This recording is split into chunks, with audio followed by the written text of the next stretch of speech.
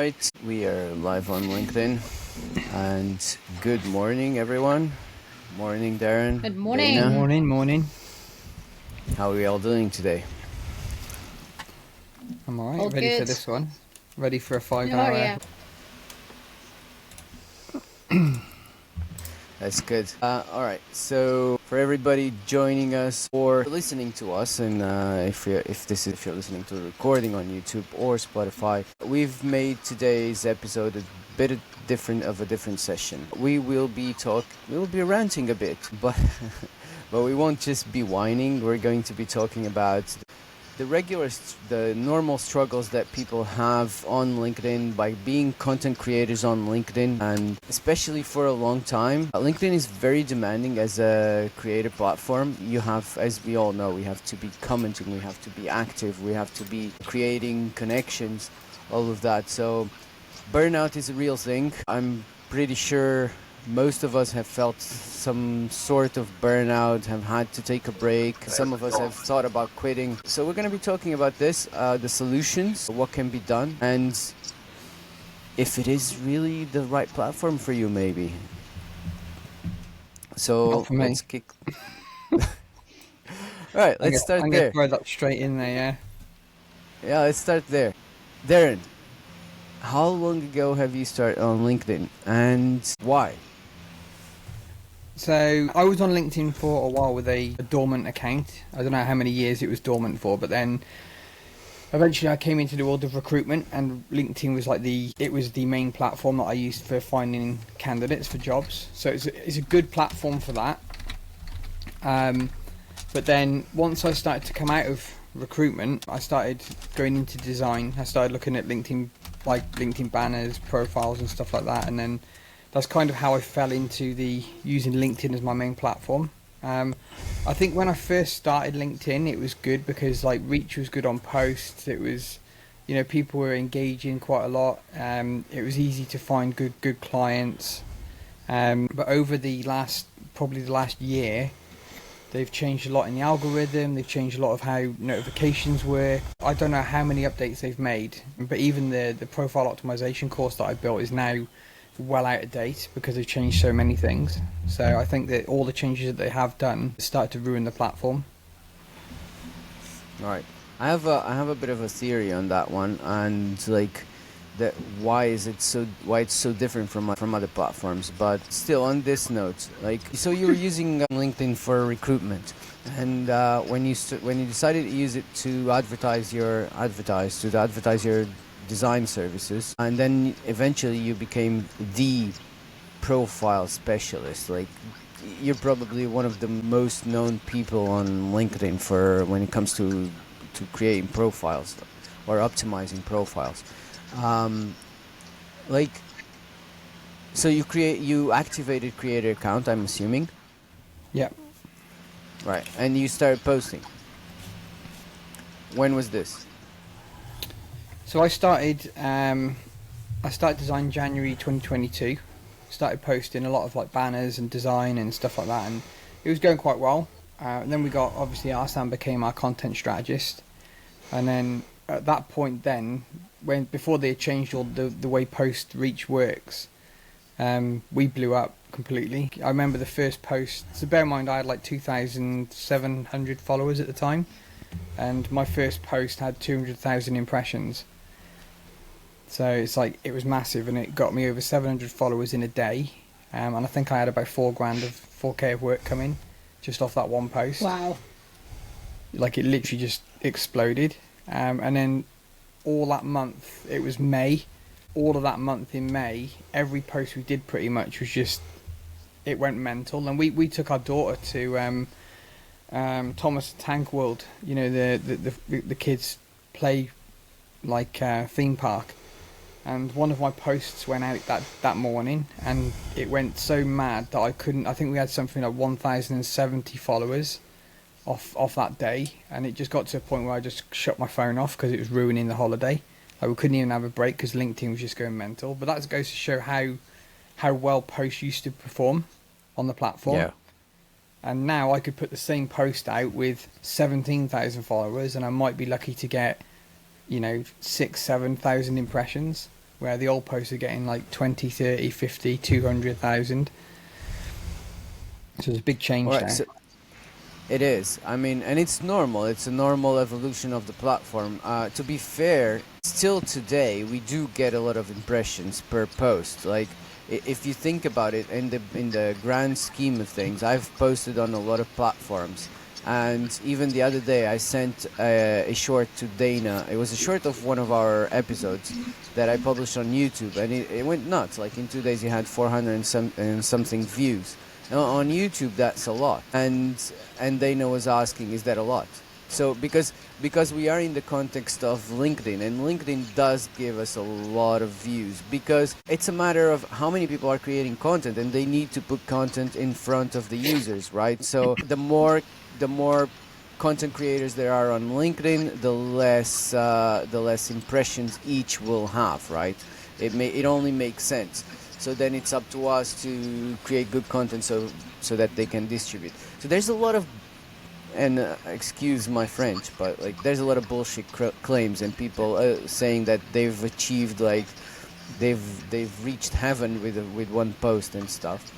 But and we know, even like the three of us, we've unmasked some bullshit, and we won't be talking names specifically, but we've seen some like outright lies. But there are still like some of these claims that might seem very fantastic for those who haven't been on LinkedIn for long. They aren't that fantastic because that was LinkedIn 1 year ago or even 2 years ago, you know. And as Darren's experience just showed us. So, but it doesn't matter because this is not a game of numbers. It is up to a point, but as Darren was saying, like even though he has 17,000 followers. Right now, a post of his does not perform according to those 17,000 followers. Yeah.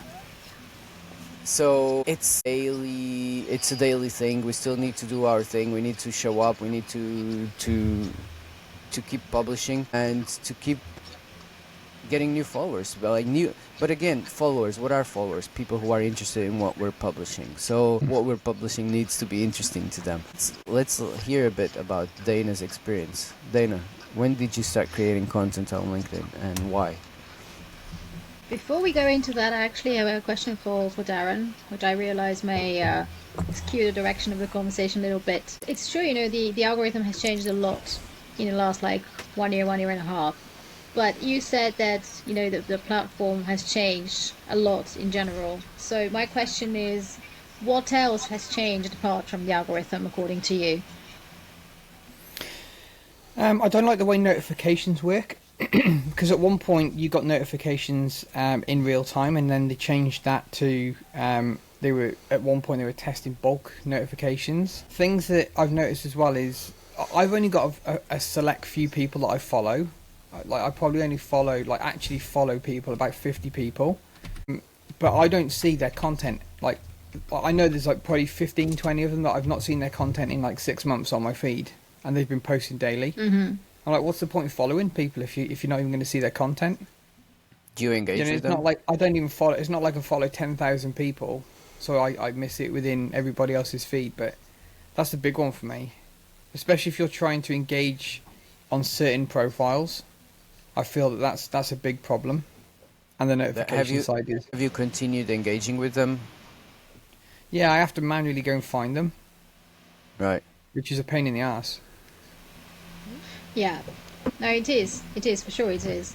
No, it's just that I feel like maybe that's just my observation, my experience, but I feel like, you know, maybe the general vibe on LinkedIn, or at least in my bubble, has changed a little bit. Actually, quite a bit.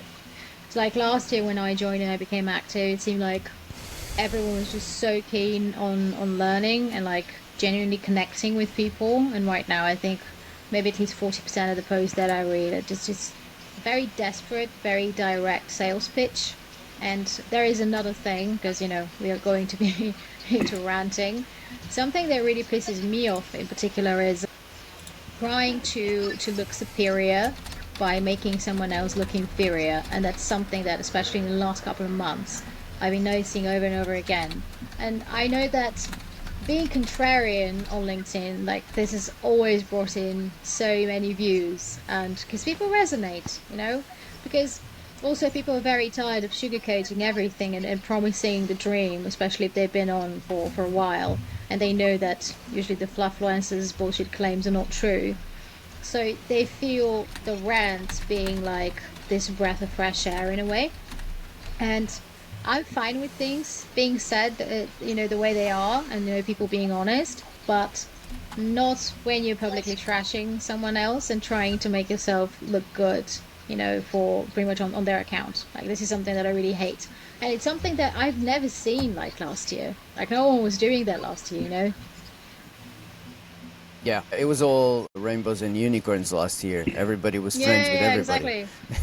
Exactly, yeah. But maybe with the dropping impressions, people got so desperate to get more views that they're pretty much willing to do anything right now just to get more impressions. At least it's my observation. I know. Well, what do you think, guys? So we've discussed this quite a lot between us. I think. No, and this is a. Yeah, Go on, ahead, Fran. Darren.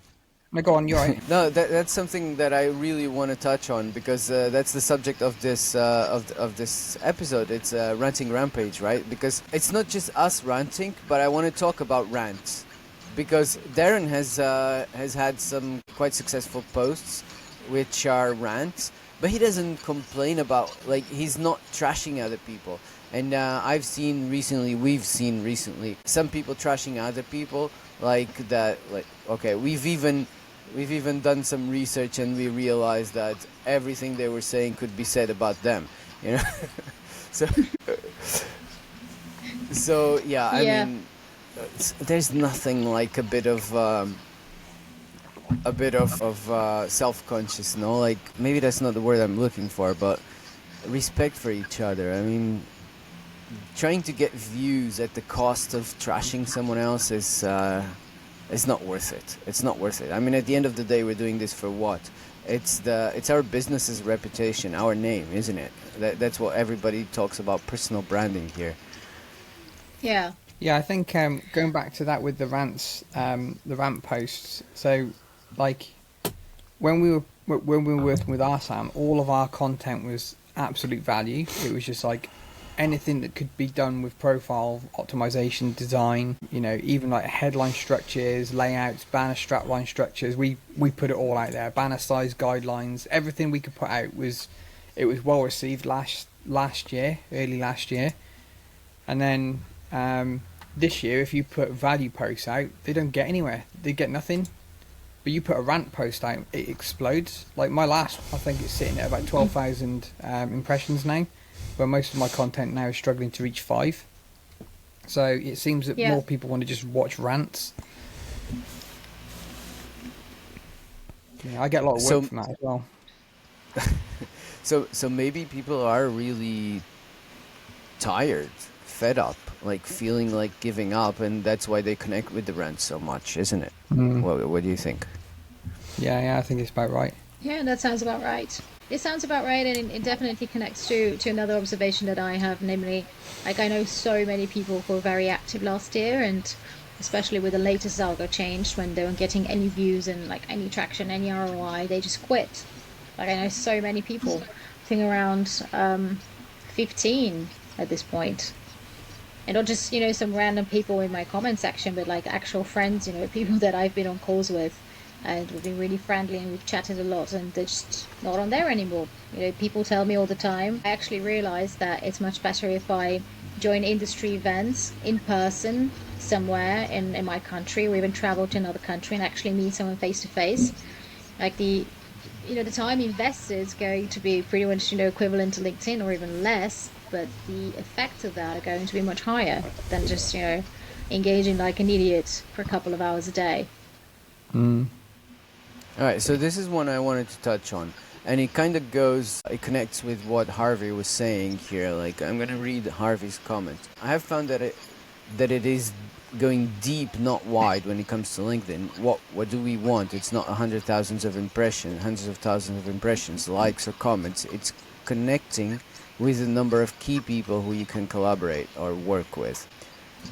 So, that I'm all in favor of this, that we've created our own small network, that we have our we're starting to build our own community where people can come and take advantage of the expertise of different experts, like the three of us being some of them. And so this is like my main values come from here. And I can say one thing: I have had as many leads from my own work, inbound work, as I've had from people like you guys recommending people to me, recommending clients to me.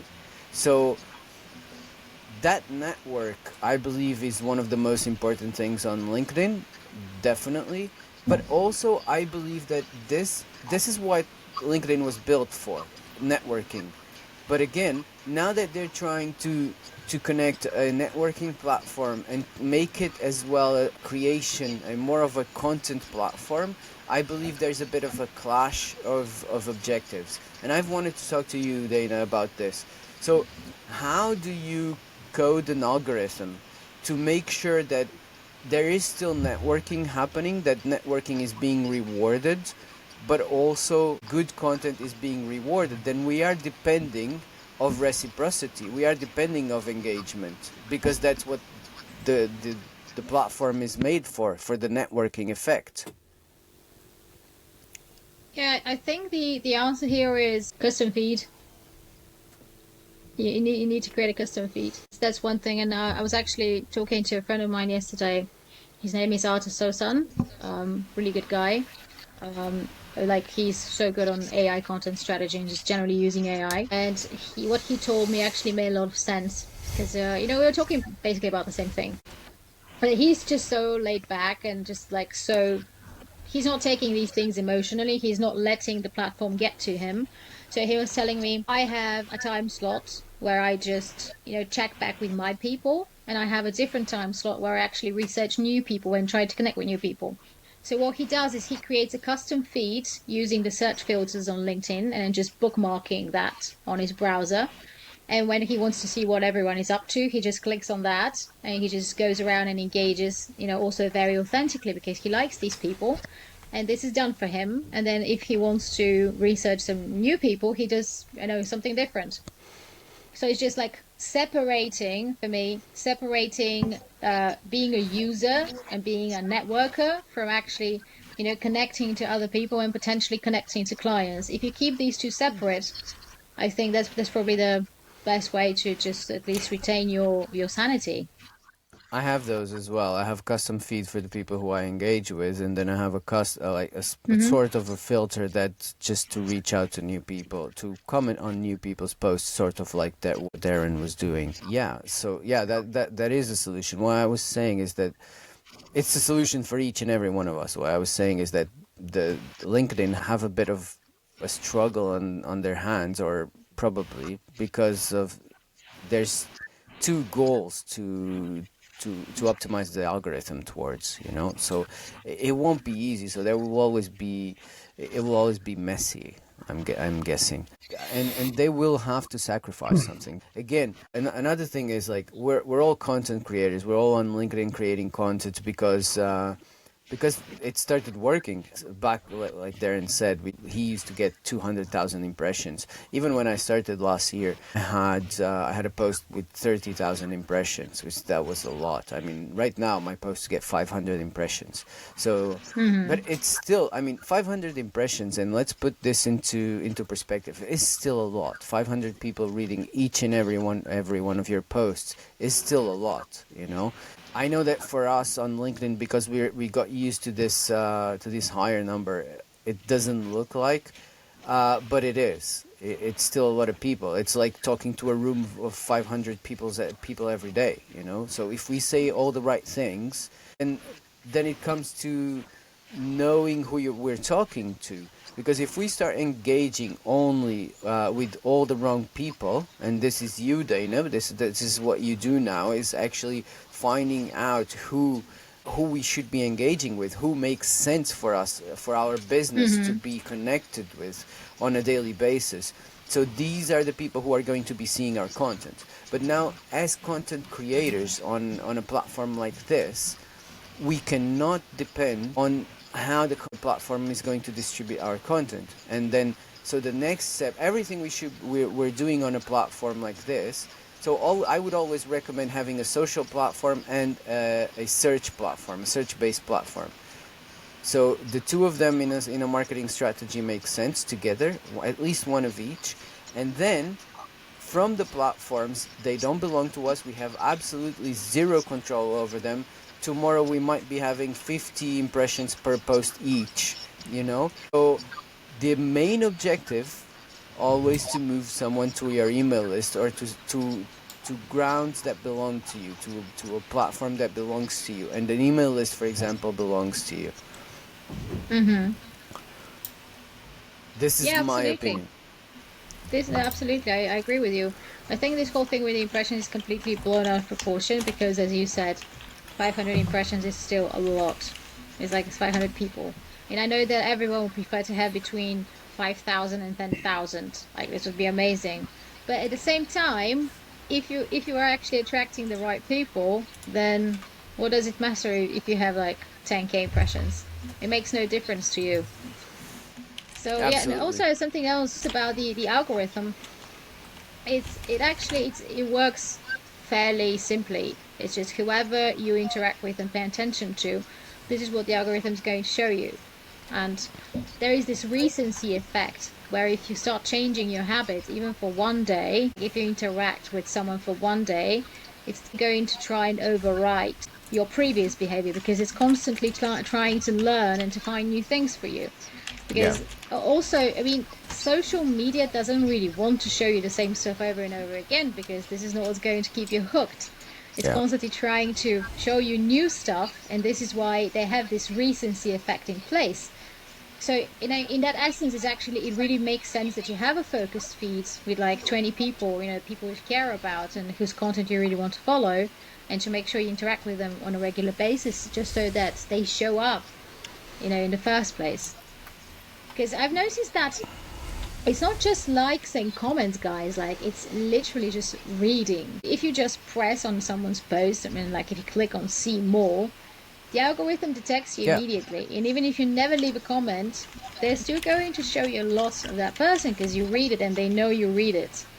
So just be careful what kind of stuff you consume. That's it. Because, we're all there's this word in German, it's called Schadenfreude. Means being happy at someone's misery, and whenever you come across a rant or something, like you always want to go to the comment section and you want to see how people, I don't know, either agree or trash that person in return. But that's dwell time. Like, you are feeding into the algorithm, so don't be surprised if it shows you more rants than otherwise. Yeah, absolutely. It's the way we consume is the way the algorithm is going to react. And you said this on one of our recent episodes, Dana. It's, don't think about the algorithm, think about your behavior, because that's what it's going to do. It's going to react to your behavior. So that's one of the most important things. I would like to get a bit of your story, Dana, like how you started on LinkedIn. But before, Harvey's talking about something similar to what you just said. He said, I would like to say something about engagement is a comment, a like, or an impression, a true engagement. LinkedIn Live is a game changer for engagement. If you comment on a live show and the hosts show or talk about the comment, it is powerful, which is what's happening right now. It makes people feel good, and if someone remembers only one thing about you, it will be how you made them feel. So one thing about this is, we're very stuck to this post once, what kind of post, like a carousel, a video, or a text, comment on a certain number of people. But there's so much more to LinkedIn, as we know. Like, there's the reaching out to the right people, there's the finding the right people. Like, this is the biggest professional network there is, networking platform there is. Everybody is on LinkedIn, everybody professionally, right? So we know what people do, what are their businesses, what are their jobs. So everybody is on LinkedIn, right? So there's a lot of ways to engage with someone. What we're doing right here is a sort of an engagement, isn't it? Like, we are we are actually, this is a podcast that we're doing now, and we are recording this podcast live on LinkedIn to all our audiences. So this is a sort of an engagement. This is us putting ourselves out there for everybody who's willing to listen or who wants to participate and engage with us, you know? Mm-hmm. So there's a lot of ways, and I think people are still stuck to their own traditional, like, I'll post and people will, and clients will come to me. Again, it doesn't work like that anymore. It used to, in a way, and there was a lot of misconceptions came from there, I think, when there weren't a lot of Oh, yeah. people posting on LinkedIn. Definitely.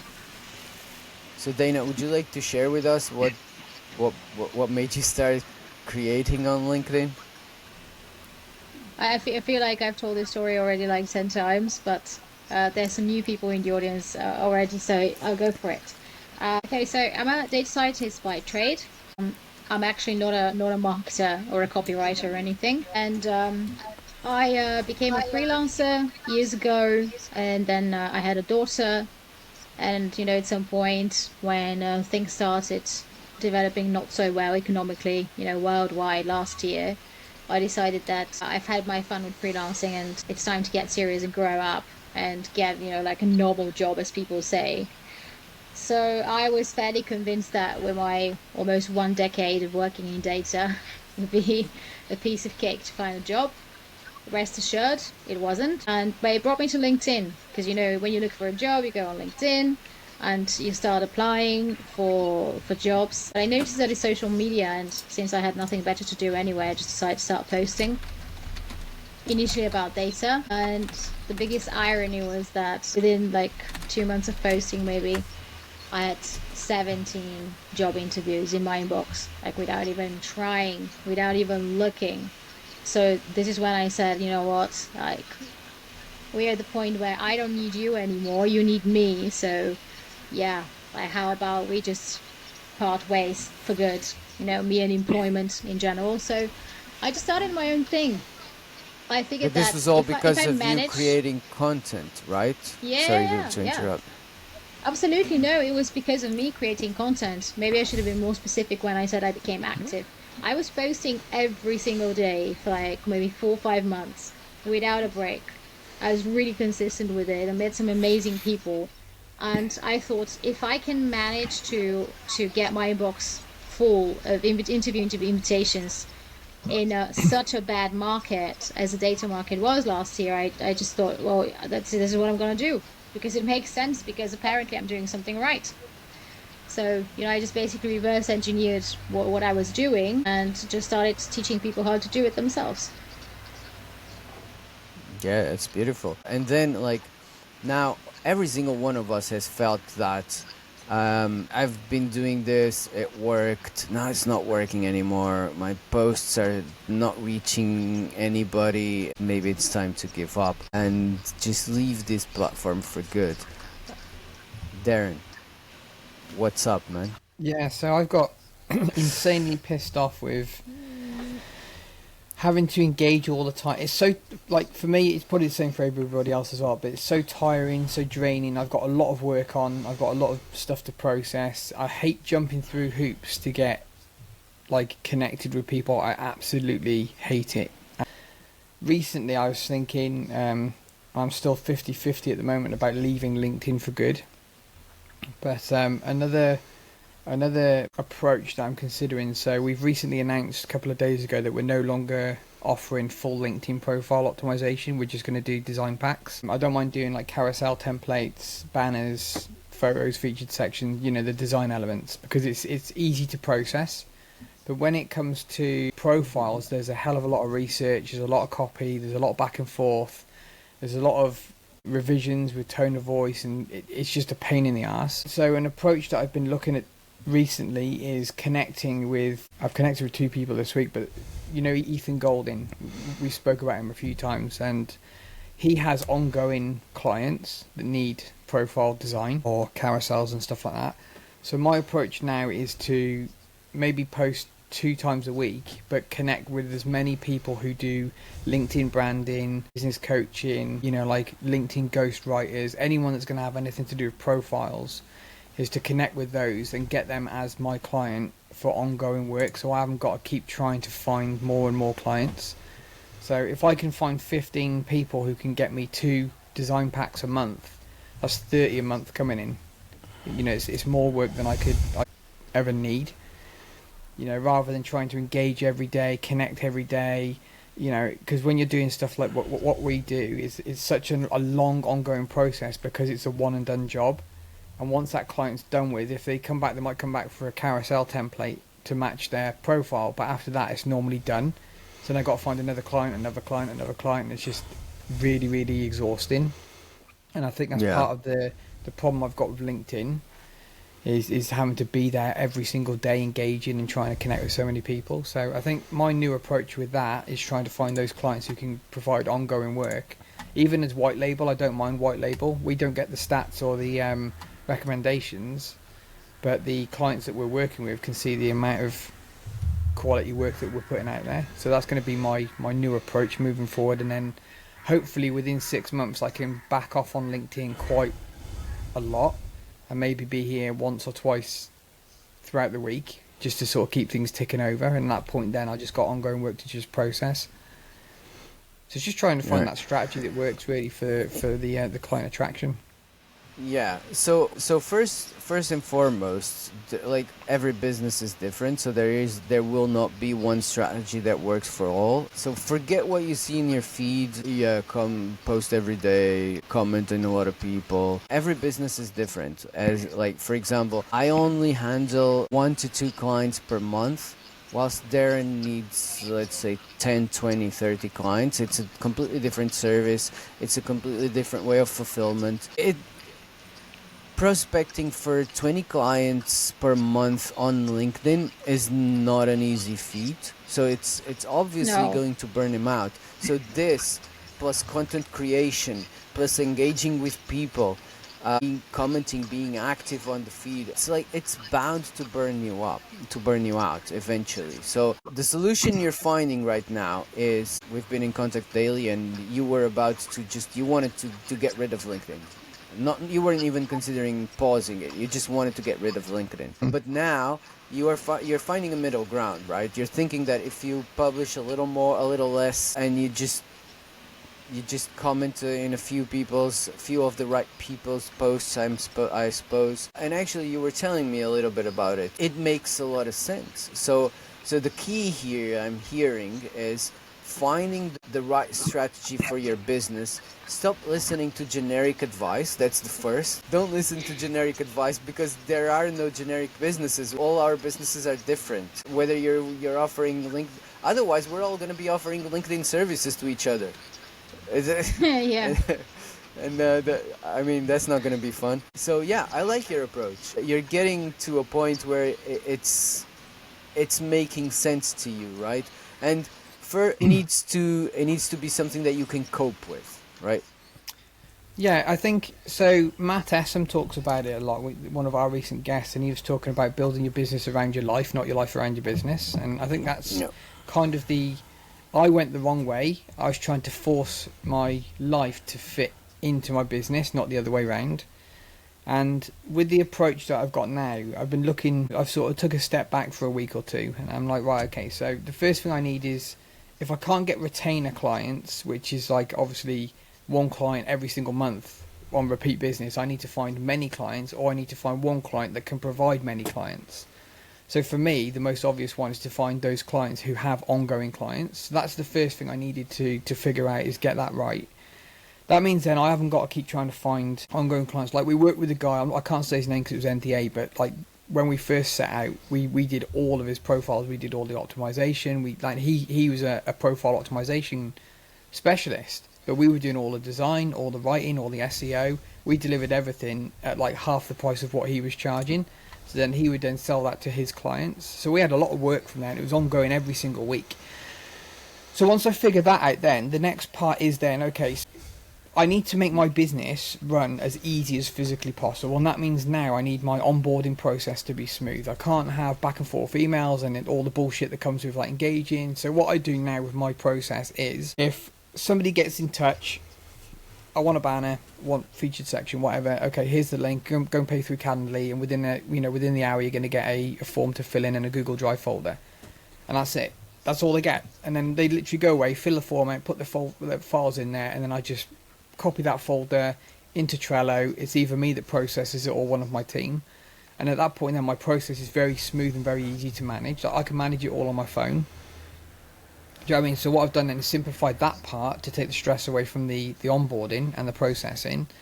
Then I've also now, if I can get those clients that can produce ongoing client work, then I don't need to worry about that. So what I'm trying to do is take myself out of the business as much as possible now, because I want to be able to manage it from my phone. Unless I've got to do the design myself, I want to be able to manage most of the operations with a quick notification, slide a card in Trello. It's very stress-free.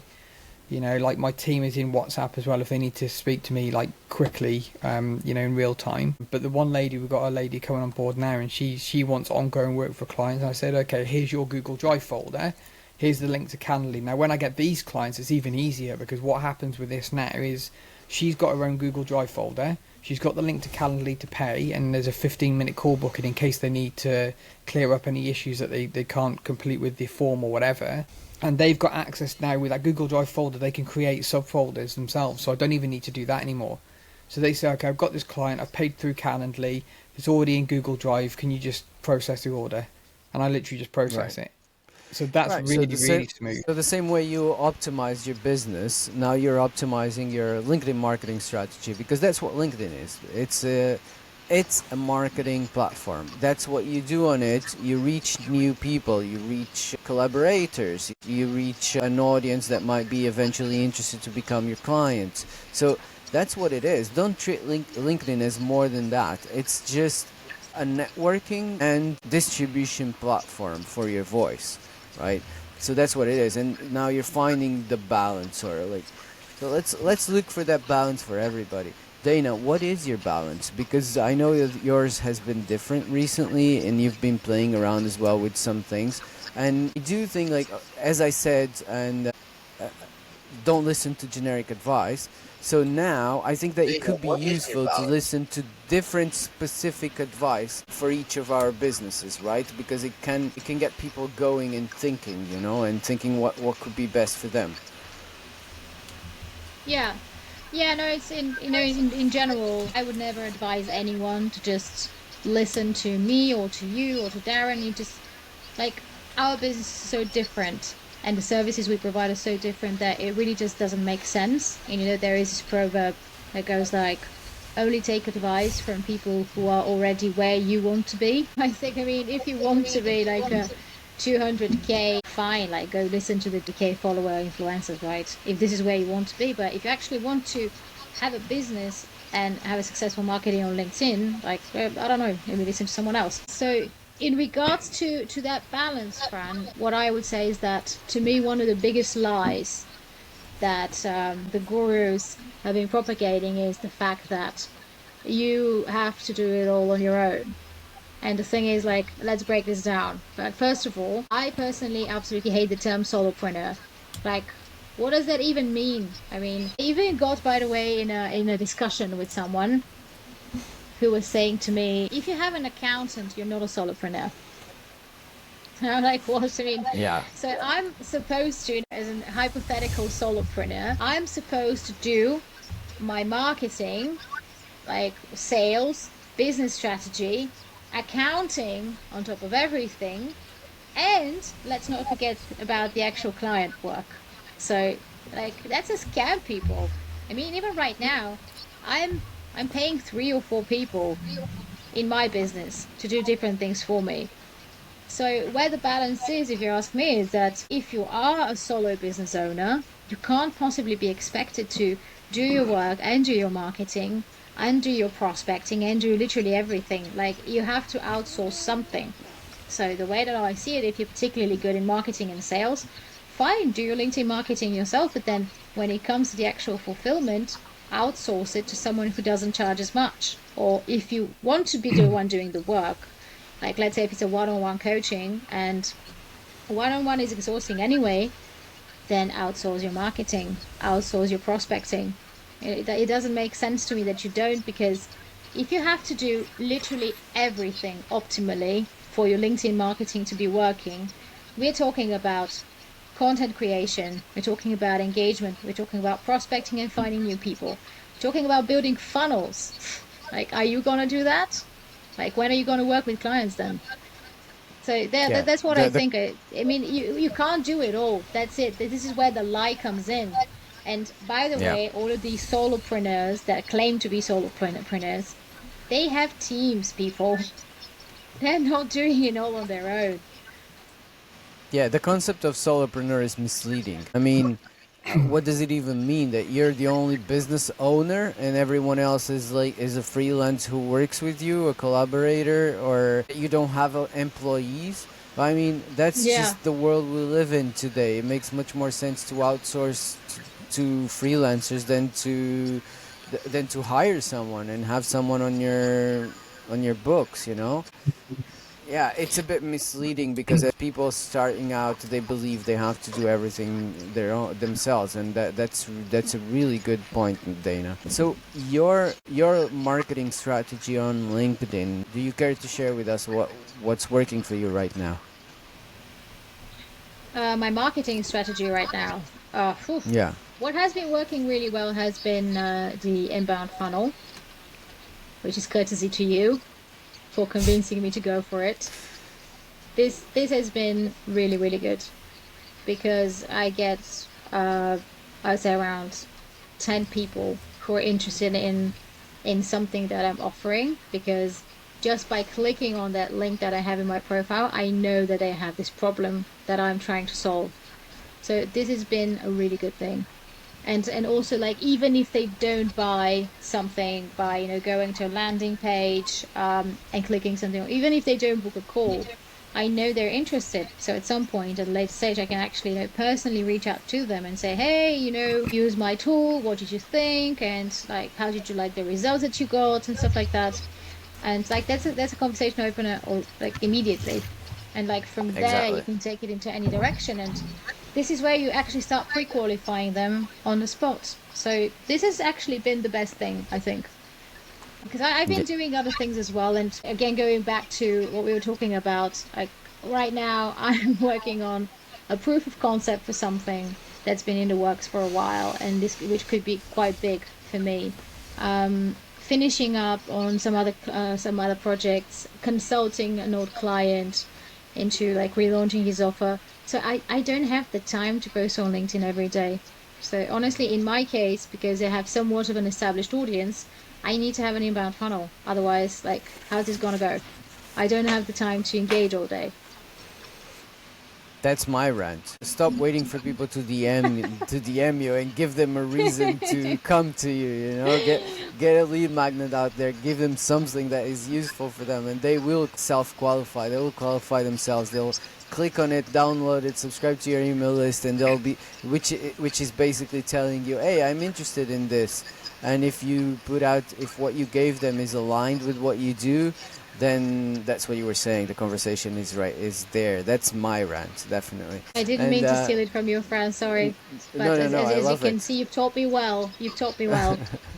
I love it. I love it. I think that's one of the things that is more necessary right now on LinkedIn, as people start to realize that posting a piece of content and DM me for more is not working anymore, because it will work less and less. So you need to have a solution like this. If you don't have the time to be DMing people, and then again, even if you want to be DMing people, doesn't it make much more sense to DM someone who already downloaded one of your resources than a random person who you don't know that is interested in what you do? I mean, that person is already half qualified. They by downloading that, they told you, hey, this is me, this is what I need. Yeah. I think one type of post that still goes quite well is, writing this like really punchy content with a result. So let's say my client made, I don't know, 10 grand or something like this. I'm breaking down the strategy I use with them to, achieve this result. If you want to get the resource, like comment, whatever. I know it's super annoying. It is very annoying, but it actually works. Yeah, it does. It does. And I've recommended this to a client recently. So he works with a content strategist actually, which Darren spoke about already. So it's Arsam. And one of the things I recommended is using this interchangeably. So we do have the lead magnets. They can go to his profile and download the lead magnet. But at the same time, you can also say, "Hey, comment here, and I'll send it to you." And all you're doing, and I've seen someone, actually one of our guests, Audrey, he had in the past, she had over 1,000 comments on a post that she did this, and all she was doing was sharing the link to the landing page on those comments, because that's the most beautiful part of it. yeah, it feeds the algorithm. So like, you're just sharing the link, and it's the same link that you have on your profile, but basically you just keep sharing it to everybody who says a word on your post. So, but again, you're giving a helpful resource. You're not asking for any money in exchange. So that's how it all starts. Give, don't ask, right? Yeah, absolutely. Absolutely. I think it's like we talk about, like the differences between different businesses, and what I find works for me now is not giving value posts. I've stopped doing it altogether. But because we do design, it's easy to get a client to understand what the outcome is going to be of hiring us. So we can post banners and we can post carousels, and because we're showing our design level, the level of design that we output. And I find for me now, if I want to do content, my own personal tone of voice when I write it, my rants, my thought-provoking posts, I have fun writing that, so it's not so much a task. Now we spoke about it on a couple of episodes ago, where you've got to create content with the best ROI, and to me carousels are not that one, even though we do design. So I'm much better off doing a really nice one still image, like the one I put out yesterday was "You look like shit," and it just had a Mid-Journey bit of text over the top and my logo, and it was really quick to make, and I just wrote the post. But when I write in my own tone of voice and my own sarcasm, I laugh at my own post because I love writing like that. Do you know what I mean? And you can say it's sad thinking you're yourself funny, but because I enjoy writing it so much, it's like it's so easy to get the output of that. Yeah, of course. But when you use like Arsam's a really good content strategist, and as good as he is, the problem with using a content strategist for all of your content is they tend to use their own tone of voice. Like Arsam's, I don't want to say soft, but he's a lot softer in delivery than I am. Like I'm just like a bull in a china shop, and I don't care about upsetting or offending. I just use swear words. I don't give a shit, like, you know. So when Arsam writes for me, it's not my tone of voice, so I find it very hard to get enthusiastic about the content, if that's the right word, enthusiastic, or do you know what I mean, hyped up. And it's the same when I see a lot of other writers. If it's not in sarcasm or having those digs, I find it very hard to like relate to the content. I just don't find it fun to read. You know? So that's what I want to put out there. Is obviously, you know, writing your own tone of voice. You've got to create content that one has a good ROI or is quick to get out there, but you also enjoy creating. Like if you don't enjoy creating, like that's something that I've realised recently, is if you don't enjoy creating the content, every day you write content is an absolute drag. And that leads to burnout as well, because you've got to put yourself through. It's like that Monday morning and a 9 till 5. Oh, yeah. Yeah. I mean, that's a really good point. Now, I want to connect these two dots. Like, so Dana spoke about the necessity of delegating, and it is a business need. Like, everybody needs to do that, otherwise the business is not going to grow. And Darren, now you're talking about this concept of maybe delegating content is not for you, right? Or maybe it is up to a point. So I think it's different for all of us, right? So we have to find where we're comfortable with, where we're having fun, because it's also important to have fun in business, and it's what you were saying, right? I don't have fun with content with content that other people create for me, as good as it is, and it is good. Arsam's content is good, but it's not you, and you don't feel like it's you, and you're not enjoying it. And if you're not enjoying it, then it becomes a task, and it's leading toward in that direction of I can't deal with LinkedIn anymore, right? So for some people, it will make sense to delegate content. For other people, it will make sense to delegate engagement. I cannot, for the life of me, delegate either one of them. I prefer to have a lot less activity on LinkedIn, and I do. A post, like writing a post for me, or even getting a piece of this episode, just breaking it down and posting it, for me is quite easy and enjoyable. I do like to create content, so it's not an effort for me. The engagement part, when it comes out of my network, like, so I like to engage with some people. I like to engage with the content that I enjoy consuming, not when it's something that it's like I have to do it because it's work. No, I like to engage with your content. I like to engage Darren and Dana and a few other people. So that's what I do. And I don't do a lot of it because I don't enjoy it. So that's where I stop, right? But everybody needs to find their balance. And so in order to be able to deal with this. And I think it all starts with understanding what LinkedIn is and what LinkedIn is not. And there's one sentence we see a lot: my LinkedIn business. LinkedIn is not your business. It will never be. LinkedIn is Microsoft's business. Yeah, that's so true. That's so true. I had to laugh just now when Darren was saying that this is not his style. You know, there is this AI tool. It's called Humantic AI, and it's really cool because, do you know it, guys? No, I've heard of it. I've heard the No. name. Okay, so I've got that, and I've checked out my friends' profiles. So Darren, you're in the category Trailblazer. And by the way, it's so accurate. Like everything that's saying about you, it's just so accurate. So yeah, it's very obvious also when it's you and when it's awesome as well. Mm. And I feel like people feel it as well. Yeah, I think it is. with clients as well. I think, like, I don't want to work with clients who get offended by bad language, and I honestly don't care about saying that either. Like, because I don't work with soft people. Like, if you want to work with somebody who's soft, go and find somebody who's soft. But you know, you're not going to change the way I am. I like to have bold colours, you know, big bold fonts, and stand out and speak how I want to speak. And like when I'm on client calls, I swear on the call, and I'm like, if they get offended, just fuck off and go and find somebody else. And that's it. That's the way I think. I don't want to work with people who just get offended easily. You know, because people who get offended, most of the time, the business ain't going to get very far. Because if you can't take the bullshit that comes with everything, with clients and working with people, your business ain't going to make it. Because there's people out there who are absolutely ruthless. They're ruthless, and they're the sort of people I want to work with. You know, so I do feel like that's it. It comes to a point where, and I think that's where you're at right now, Darren, where you don't need to prove yourself to anybody. You've already done so. So right now, what you're doing through your content is finding the right people. It's actually a filter, right? So do you like the way I speak? Do you like the way I approach this? Then we could work together. Otherwise, don't bother.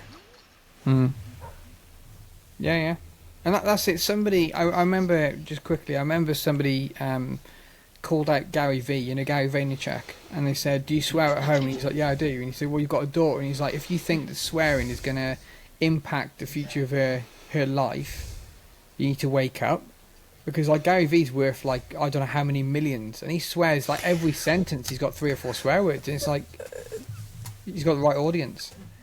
This is an ongoing discussion even in the big marketing circles. Actually, Russell Brunson did a video about this recently, where he interviewed a bunch of people, and because he's on the other side of this discussion, he never swore in his content. He's very careful because he doesn't want to offend anybody, and both sides have merit, I would say, and that's what Russell tried to prove with that video. He showed very successful people on both sides, right? His idea is, I want people to be able to watch my videos, to listen to me speaking with their kids next to them. So, and feel comfortable with it. For example, and this is him speaking. I love Tony Robbins, but you get on a Tony Robbins event and he starts swearing at you that you do like, and the same with Gary Vee. He was another example. Right, I love his content, but I'm never gonna listen to him with my kids next to me. That's how Russell processes the information. So I think that both sides have merit, but the thing is, the person who resonates with you needs to resonate with your voice, not with someone else's voice. So that's the thing. A content strategist, a good ghostwriter will understand that and will be able to somehow reproduce your voice. Can I say something really spicy here? Of course you can, and should. What? Like, why would you be listening to Russell Brunson or anyone else with your kids around? Like, I mean, if your kids are around, just put down the fucking phone. I'm sorry. Yeah, I see your point. Well, you've seen I have marketing discussions with my daughter. We've even made videos together.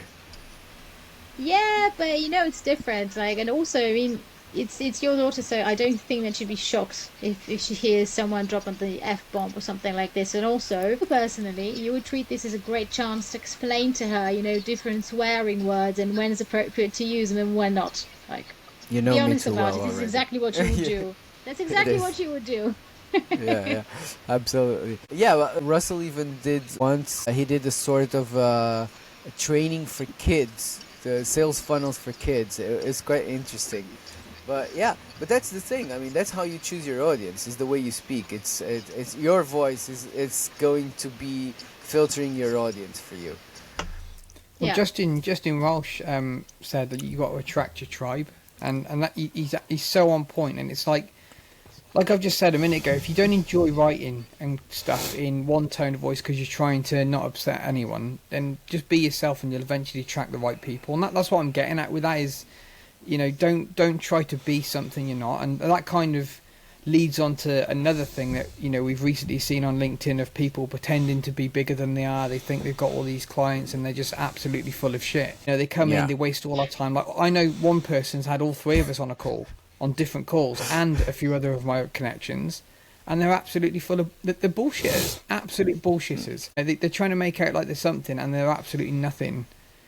It's and disturbing, that again, actually. That's it, yeah. So but it doesn't take us very long to click onto those people, because all of us talk, we're all connected.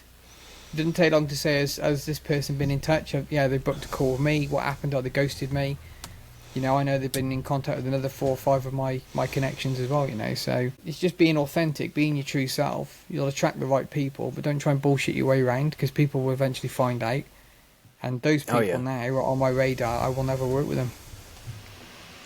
Absolutely. And actually, that's one of the solutions I want to share here today as well. And one of the most important things, and it's what brought me to LinkedIn. I found a completely different world, but I also found what I was looking for. And mainly it's not even just find your tribe, like in the sense of your audience, is you guys are my tribe. It's not my audience. You guys are my tribe. The people who I speak with regularly, the efforts I've been putting out, and all of us, we're building this sort of team that we started calling the inner circle or whatever it is. Like, this contact, us being in contact every day, this means more than anything else. I mean, and this is what keeps us alive through the struggles, right? So just a few days ago, Darren was considering quitting LinkedIn. And right now, and maybe somehow, in a way, thanks to some of the conversations he's had with some of us, he's considering otherwise, right? So support group, like someone who is on your side, is more important than anything. Like in business in general, it's not marketing, it's not LinkedIn. You need, and all of those guys you see out there claiming to be solopreneurs have that support system. As we spoke about this like numerous times ago as well, like none of these people who have got really big audience, like they weren't building alone, they're building with someone. I mean, have you asked yourself why like Lara Costa and Jasmine Allich and I don't know whoever else they're in cahoots with them, like they're friends? Why? Because they were building it together. Like they didn't build it on their own and then, got famous and only then became friends. It's exactly the other way around. They're all solopreneurs together. Yeah. Yeah, so I think that's one of the solutions I would propose if you're struggling with LinkedIn right now. Find your group, find your support system, because those people are very likely going through the same, or have gone through the same, or will go through the same, and you'll be able to help them. Yeah. The thing is, as well, I think Absolutely. another benefit, like you said a minute ago, from conversations that I've had with you guys, is kind of give me other ideas. And I think the advantage you've got when you've got a support group is because when you're in that mind of, you're struggling, you're stressed, you're pissed off, you're thinking of quitting and all that, you can't think of a solution outside. But people who are on the outside, who you talk to regular, they can see different routes that you could potentially try that you can't even think of. Do you know what I mean? And I had it a while ago, beginning of last year. I was burnt out and I was trying to design a banner for one of my clients, and I could not design it because I was just so mentally drained. I ended up reaching out to another friend of mine who's also a designer, and he pulled me through it. He had ideas straight away of how we could get it done. It's purely because he's a good designer. I could lean on him, and I was like, it's only going to take you a couple of hours. Could you give us a hand? I don't mind paying. He didn't ask for anything. He said, I'll help you out. So it's just having that somebody else that can help you in that time where you can't think. Because when you're in burnout, everybody knows when you hit burnout properly, it's very, very hard to think of a way out of a rut. Yeah. Yeah. Absolutely. That's true, unfortunately. Yeah, but also I hear this all the time when I speak to people. It's like most people do have some kind of a running business, like a running thing, but then they have like so many questions, and to them it feels all the time like they're winging it. Like when things are working out, they actually don't know why they're working out, and when they stop working out, they don't know why.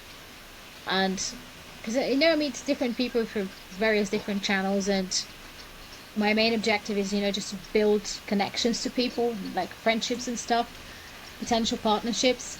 And so after a while, when people see that I'm not going to pitch them or anything, they start opening up. They're like, okay, I have this problem. And like, I was speaking to a friend recently, and he was like, so I don't know whether my issue right now is my actual offer, or is it the way that I'm converting leads that like my conversion's not working. He's like, and I can't talk to anyone about this because that's something very specific. You have to be on LinkedIn to understand it, but like I don't have a community, I don't have anyone to talk about this to. So don't be that person. Don't be that person, because this is going to make things so much harder for you. On that note, I think it's the right time to say that we mentioned we have this community of people, of experts. We have our group of experts who specialize in different areas. Darren in design, Dana with data and the algorithms, engagement strategies, myself in marketing strategy in general, and a few more people in this community. This is a space where you can come share your struggles. We can give you our advice. Other people can give you our advice. We can all just get at it together and find solutions together. So this is our vision. This is what we're trying to build here.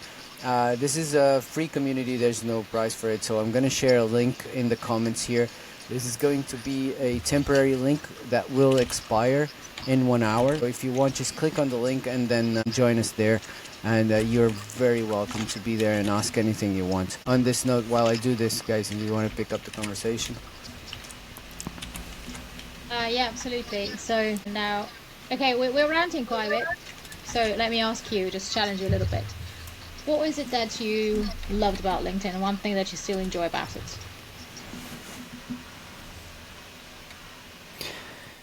I think the variety of ideas that come out for design, because we work with so many clients in so many different industries. It's like you've seen our banners. Not one banner's the same. They're all unique in their own way. Everyone's got their own different branding, their own different styles, their own different business, their own different message.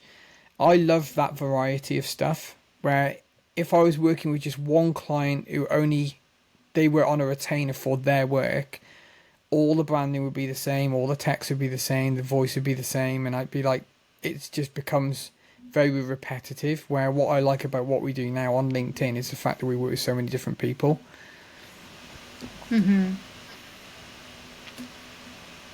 Yeah, that's a great thing to mention. You know, What about you, Dana? It's a good platform, yeah. Yeah, what about you? I just really love the people. You know, I just meet really, really cool people pretty much all the time. And, you know, it's to people who actually work with others face to face every day, it's really weird that I call people that I've never actually met in person friends. But, you know, personally, Mm. I've been ruling like this for the last 5 years, so I'm completely used to you know, feeling close to someone that I've never met in person because we share so much. Because like I talk to Fran every day, talk to other people that I met on LinkedIn every day.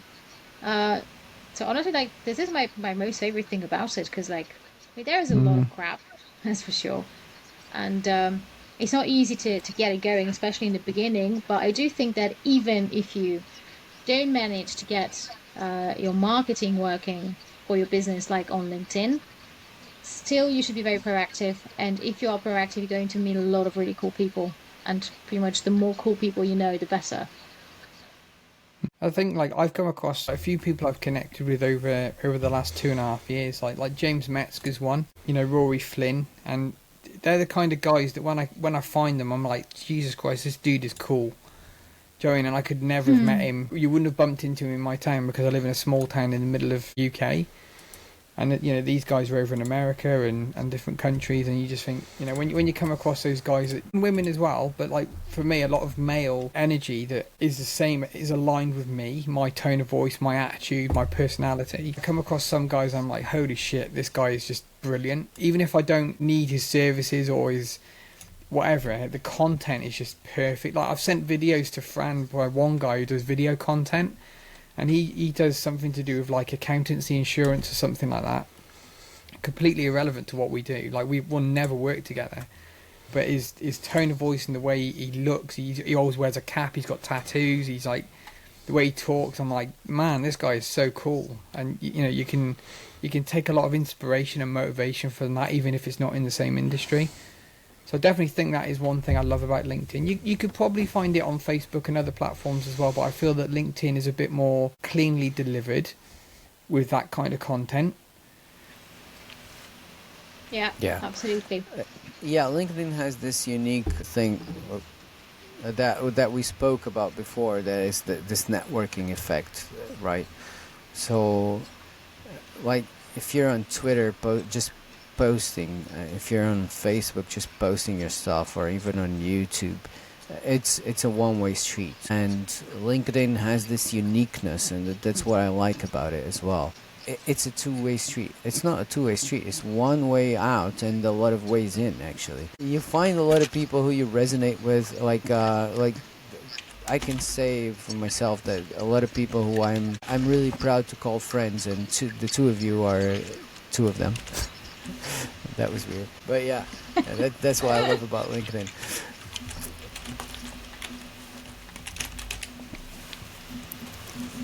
Yeah, it's pretty cool. Any more rants, guys? Anything else that we've struggled with since we've been creating content on LinkedIn and using Not LinkedIn content, to mate, but I bring think business? one of the shittest things that LinkedIn has even mentioned recently is bringing in games on the platform. Like, what the fuck are they God. doing with that? Oh, Jesus. Let's rant about that. The hell, Oh LinkedIn? God. Like, we waste enough time What on were they here without thinking, pissing about. guys?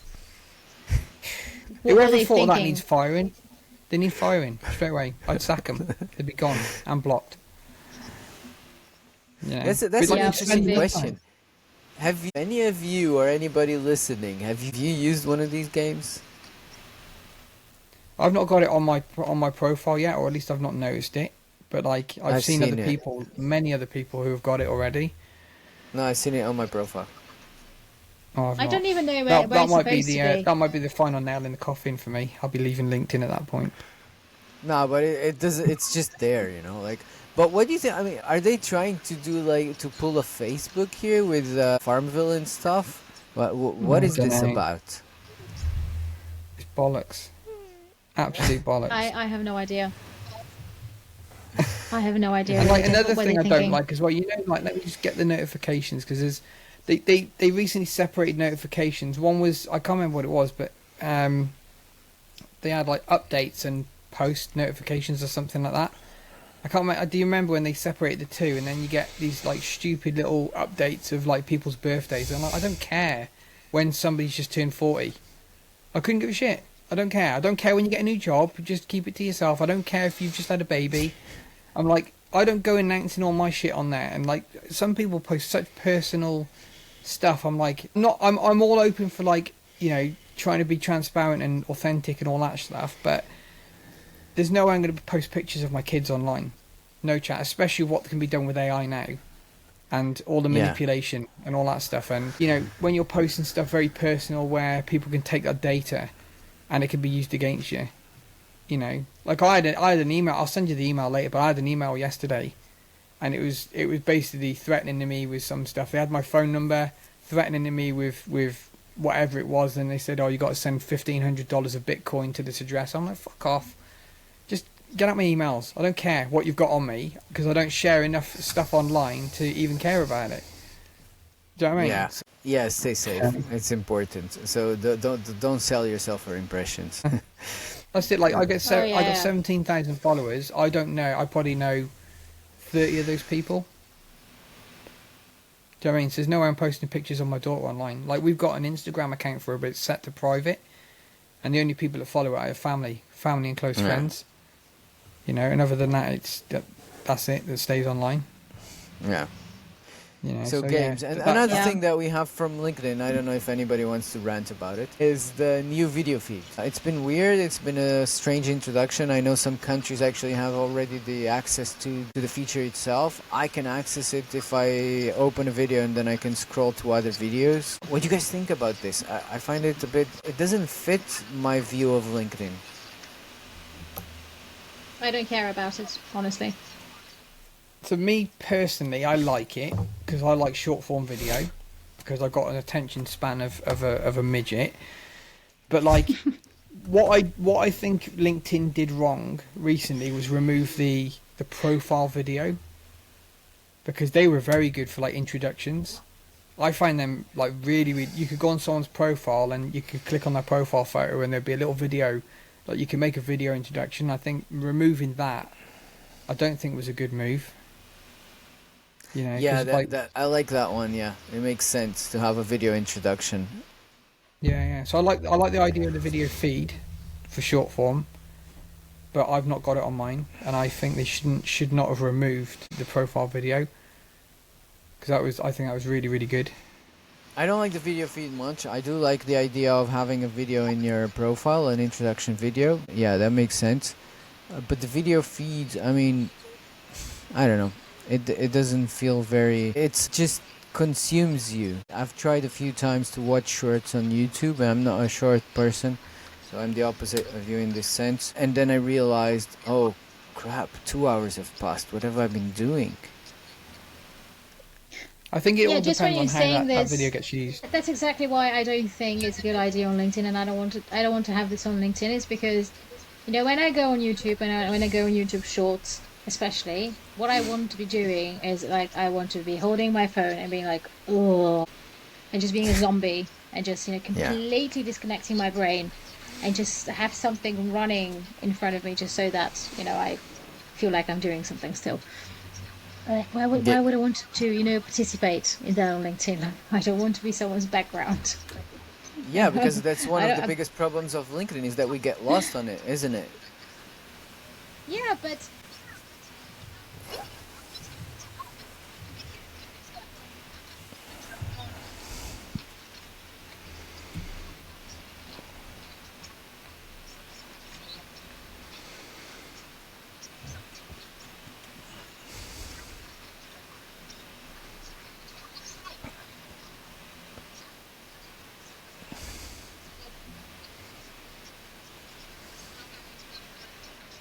Yeah, but...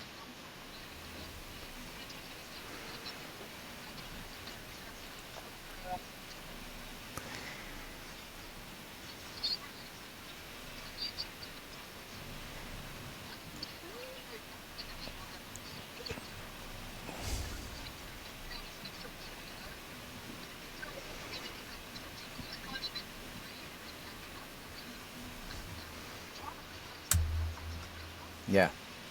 But one of the things, what I'm trying to say here is one of the things as a content creator, and I've created content, as I said before, in a lot of platforms. So I do consider myself as a content creator, and I love it. So that's why I call myself a content creator, because I like it. I really enjoy it. But there's a big difference between consuming and creating content. Like, when you're a creator, you cannot fall into the trap of consuming, and LinkedIn is hard to find that balance, because you need to be engaging with others as well. I don't think anybody here will not have fallen into the trap of being lost on LinkedIn for way too many hours, and it's not and not being a business goal anymore. Like, so you've both felt this, right? Like, I think the reason I like the idea of the video as well is, as long as you're not just getting shown a feed of loads of random people that you don't follow's videos. Like, there's a couple of people I do follow because I enjoy the video content, but I don't see it very often because it's mumbled in with all the other text and carousels and all that sort of stuff, so I miss it. So Yeah. it'd be nice to be able to switch to a video feed to see the people I follow who have done videos, so I can just find their videos. As long as it is just that, and not like I said, like a selection of random people I'm not even connected to. And then yeah. at that point, then what we can do is go to the text, or the other normal feed, but the videos shouldn't be in that feed. It should just be your text posts and carousels, and then you can separate the two at that point. So I think that would work better. But you're not afraid of being lost in that feed and just spending a bunch of time there and not like, and are you? No, not if it's people I follow, because Right. I probably follow like 10 people that do video content all the time, and it would be nice to just be able to just quickly flick through their video content just to have a look at it, rather than have to go and find it, either searching for them, go to their profile. It's a very clunky way of doing it, So Yeah, that's true. yeah. No, I like it. I like your opinion is interesting. So we lost Dana, and I think we're pretty much done with our rant. We spoke about most of the things that we've struggled with on LinkedIn. If anybody wants to share some struggles on the comment section, we're happy to talk about it before we close. But yeah, so yeah, we lost Dana because her laptop overheated. So that's what we get with live events. My phone tends to get quite hot on these. Yeah. It happened with my camera. One of these episodes, like, my camera switched off just when we were wrapping up. Yeah, so this is it for us this week, and I hope you've found some helpful information here, that it was helpful for you or not, and let us know. Leave us a comment wherever you're listening to this, to whatever your struggles are. We're happy to talk about it on another episode. If you want to join us in the community, I dropped a link. I'm still gonna put another one, because these ones during the live are not clickable. So as soon as we close, I will drop a link. It will have still a few minutes up, so you can just click on it and join. And so thanks a lot for joining us and listening to our rant, our struggles with a few years on LinkedIn. Not me, I've been 1 year and a little bit only, but you Darren, have been here for a while. And we are all, whether we are been through the struggle of wanting to get out of LinkedIn, or you are, it's unavoidable, because it's very time consuming. We're there every day, and again, there's a lot of bullshit. There is a lot of bullshit, so we need to be able to filter it out. So yeah, thanks a lot for joining us, Darren. Thanks a lot for sharing your struggles, and I'm glad you're staying with us, man, on LinkedIn. I'm really glad. For now, we'll see how it goes. Now, let's hope we can keep Dana you on. apologises for her laptop dying as well. Yeah. So, but yeah, man, all good. Awesome. I'll catch you thanks a lot, next guys, week. and I'll see you next week. Have a Cheers, good one. bye everyone.